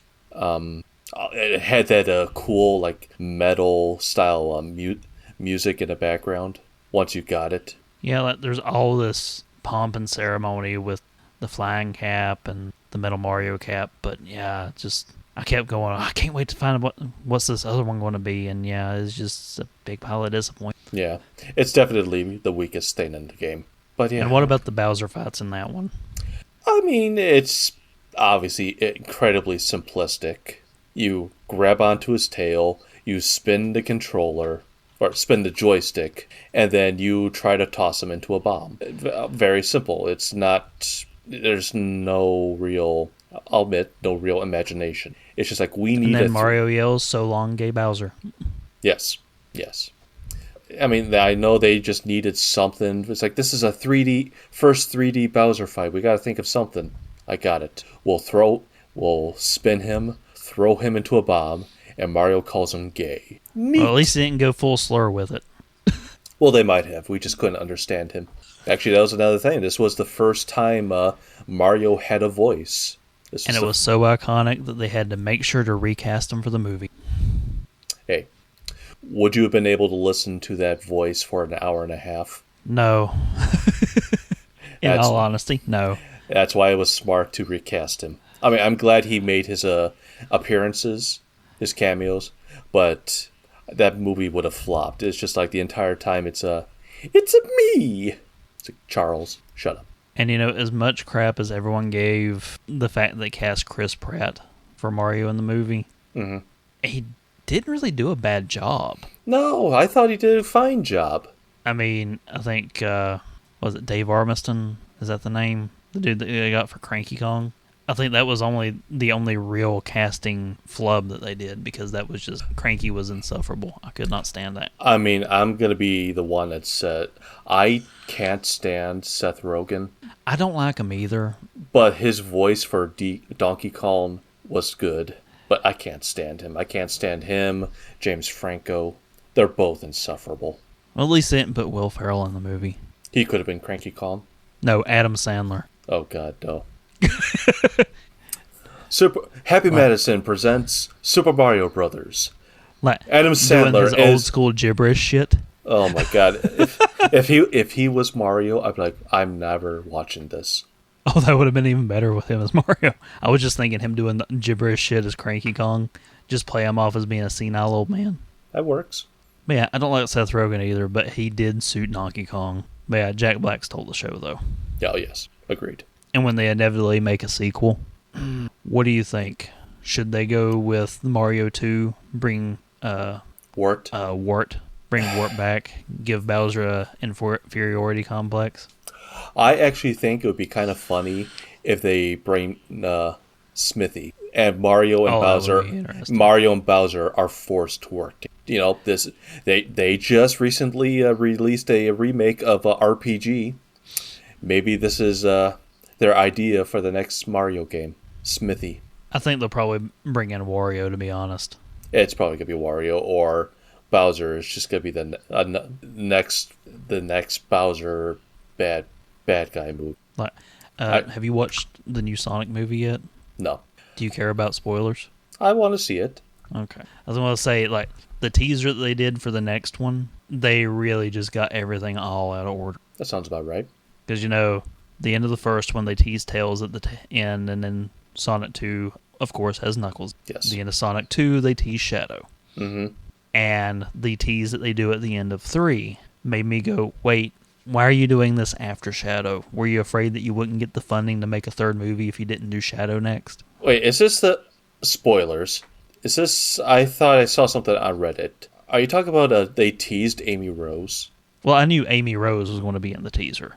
I called that before I ever watched anything with the movie. I said, Shadow's going to have a gun. He will never shoot anybody. They will team up in the movie, and Amy Rose will make an appearance. Those were my 4 predictions, and all 4 of my predictions came true. It's not a big deal. She's in the teaser. But they tease something of the new villain for the next one. And when you're going through the Sonic games in order, they skipped a lot of stuff to get to Shadow early. Bake the cat. I wish.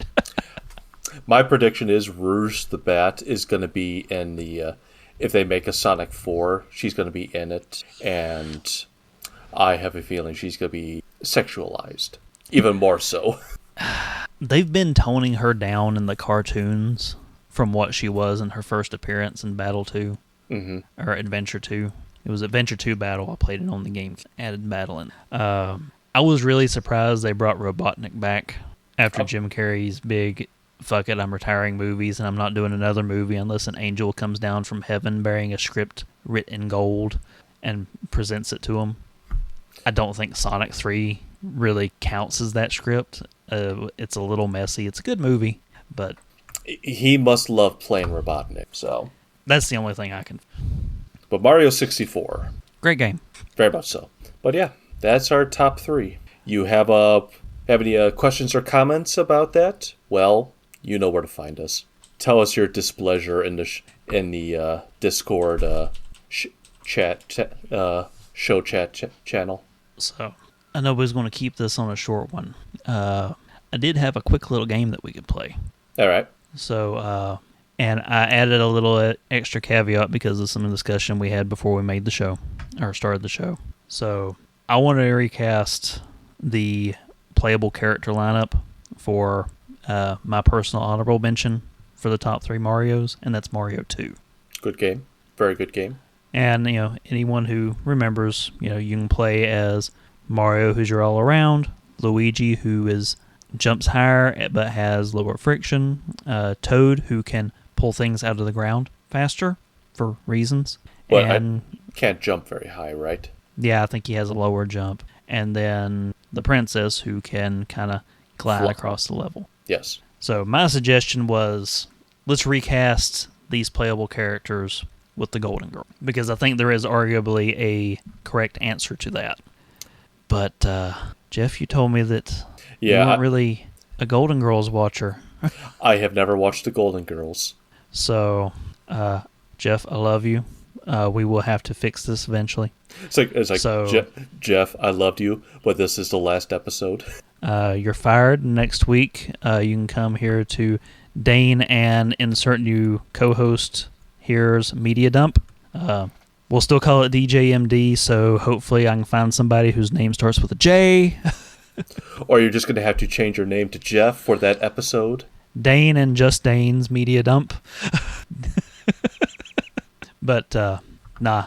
I'm going to pitch my Golden Girl. I'll let you pitch, how about a Ninja Turtle? It's the only thing I can offer. Well, it's, we get an even set of 4 both ways, and we can argue about who the best Ninja Turtle is on the process. I thought about trying to cram Muppets into this, but how can we narrow it down to just 4 Muppets? Oh, it's quite simple.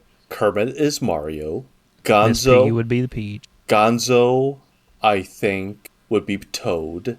And Big Bird can be Luigi. I was going to say Rolf. Well, I like Kryman and that random Sesame Street character as a Muppet instead, just to piss somebody off. Hey, they're all Muppets. So, Golden Girls and Ninja Turtles. Who are we going to recast Mario for? Because Mario is the standard character, he would obviously have to be Leo. Because they're both just like, the bland character. They have just the standard skill sets. Basic bitch hero. Exactly. Yeah, I guess that is the arguably correct one. I wonder how swords would play into being just the standard. Imagine going after Wart with swords. Exactly. Fantastic. So, I'm going to say, I think Betty White's character from Golden Girls, Rose Nyland, would have to be the default. Because she's the airhead of the group.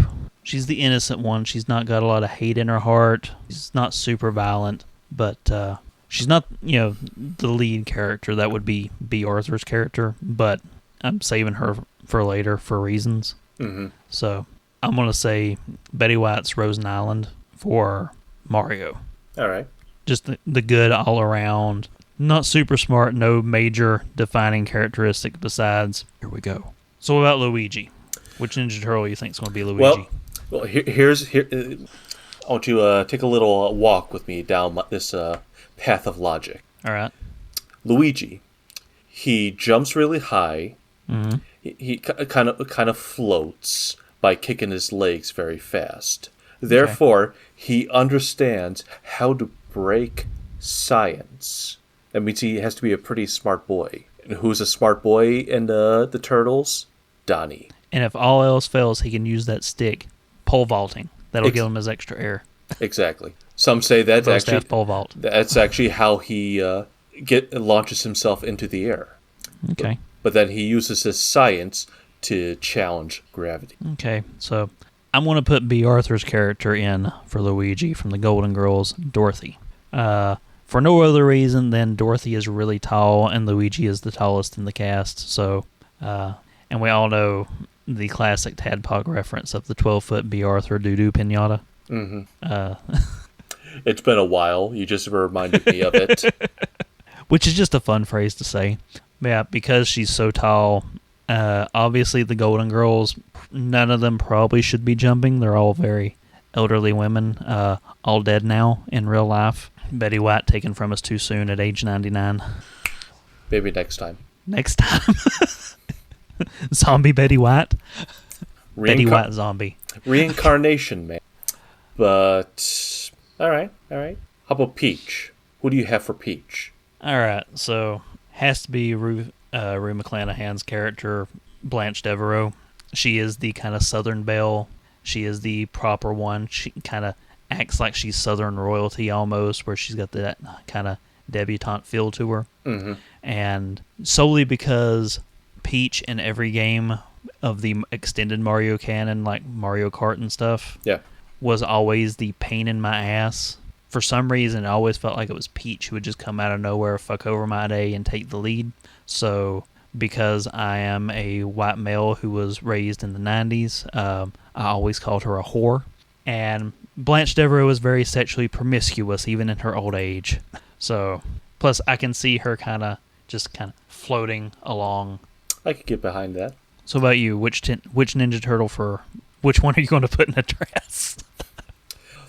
Well, which the two remaining turtles, which one is the most aloof and airheadish? Because that's how I see Peach. I mean, what how can she keep getting kidnapped by Bowser? She's so aloof.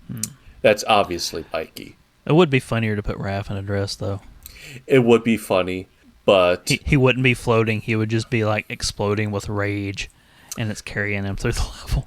But you see, that's why my logic is perfect, because he is so weighed down with rage, he can't jump very far. That's why he's perfect as Toad. And because of all that rage, he's able to lift things out of the ground with ease.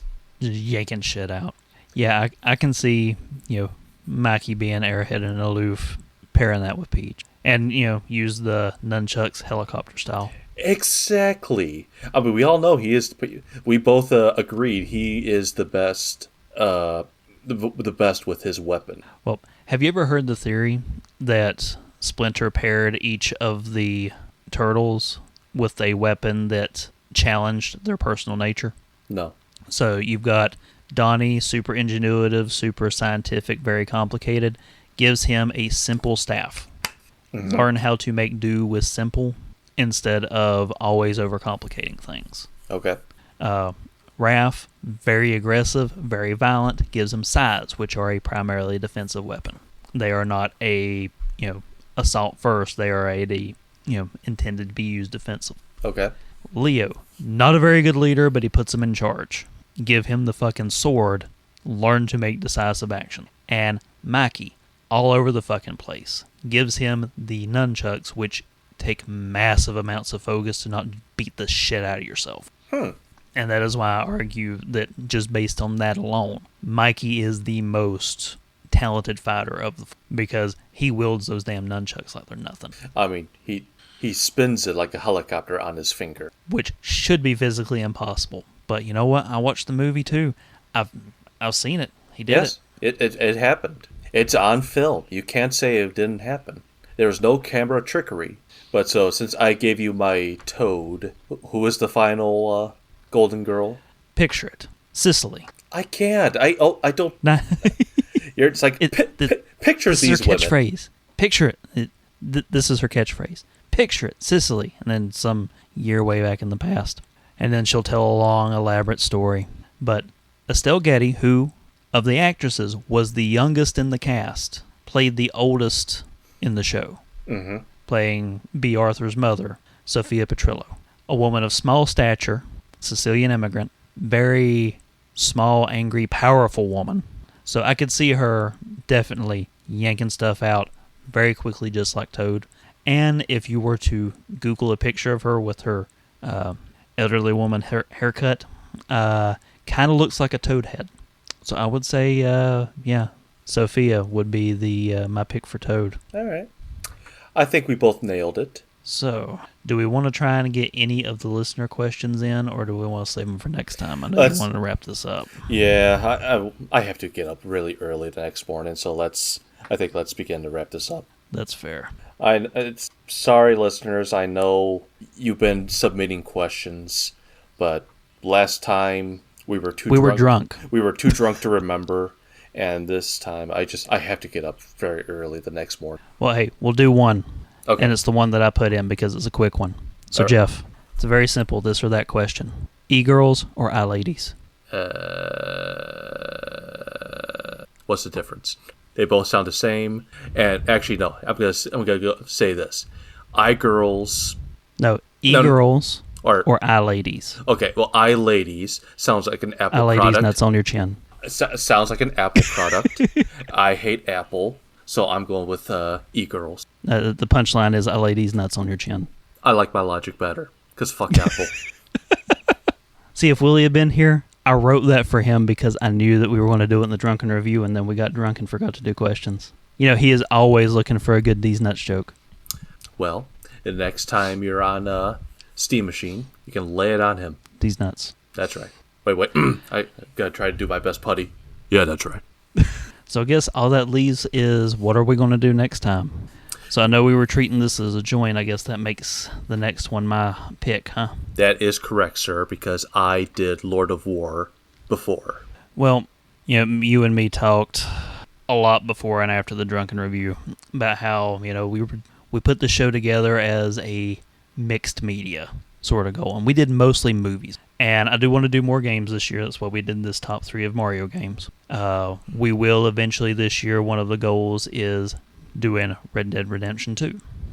But what are some other things that we can get out? And I want to try a slightly different thing that we haven't done yet. Because we've done movies, we've done TV shows, we've done cartoons, we've done video games. So I want to delve into the strange world of stand-up comedy. Interesting.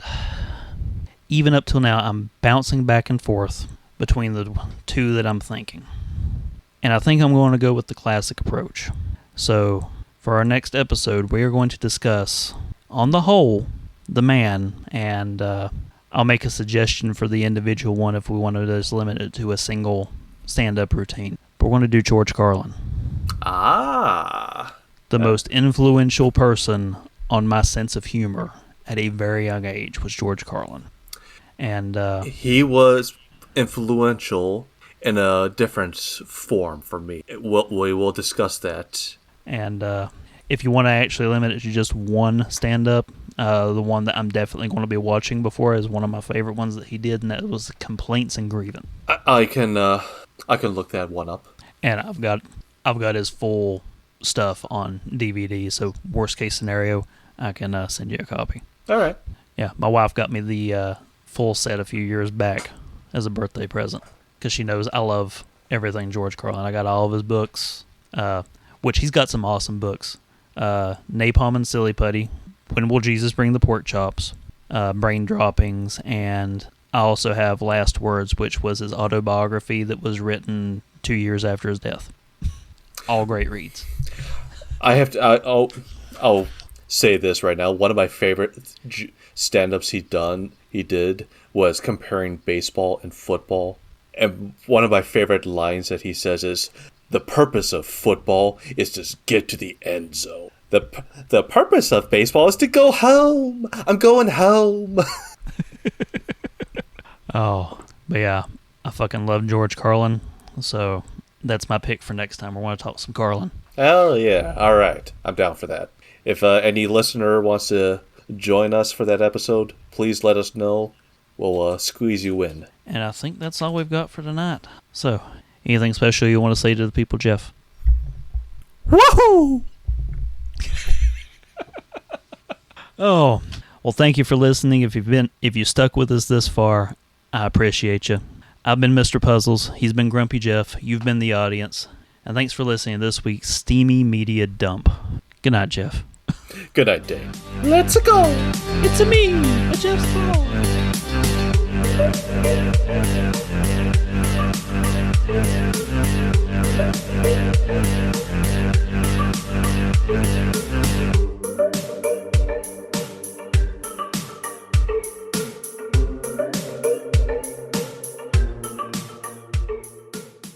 Our theme song is Moonpath by Nile The Nightmare. You can find a link to that track as well as his full discography in the show notes or by visiting nilethenightmare.bandcamp.com. Want to hang out with us and a bunch of other entertaining degenerates? Join us on Discord at bit.ly/TSMPDiscord, all caps. Enjoy the show, rate us where you're at, and be sure to subscribe so you don't miss the next one. I don't know why I made your nuts Italian.